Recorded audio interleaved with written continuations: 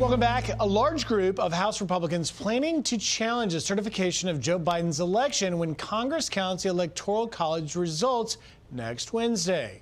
It's actually one of the very first moves our next guest says he'll make when he's sworn in next week. That's coming up.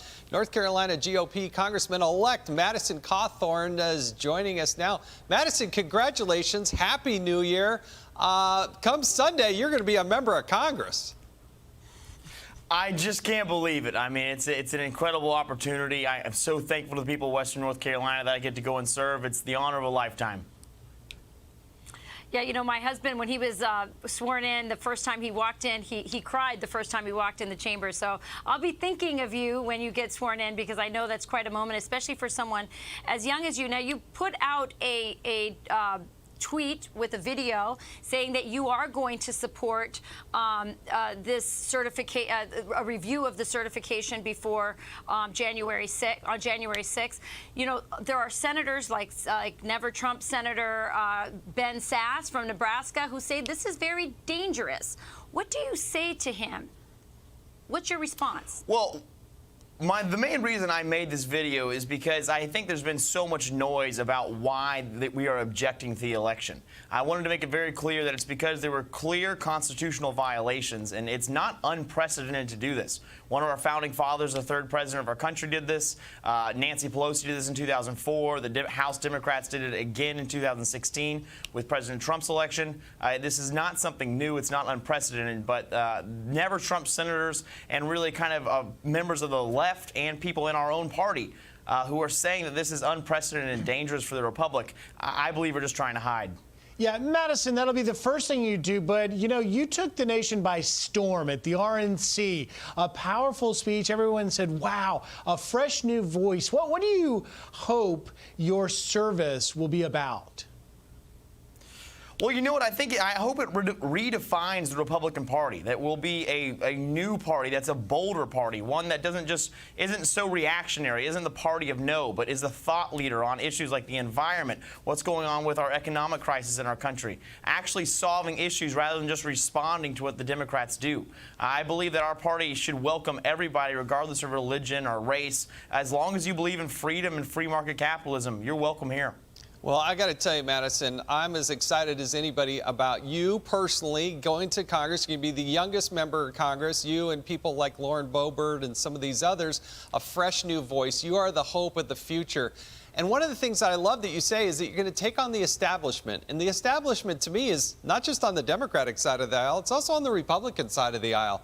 How do you plan to do that? Well, you're absolutely right. And just like you said, with a young congresswoman like Lauren Boebert, there's incredible people coming up in this freshman class who are true patriots. I've been trying to figure out why so many good patriots come to Washington, D.C. and then turn into these establishment pawns. And I believe it's because of career politicians.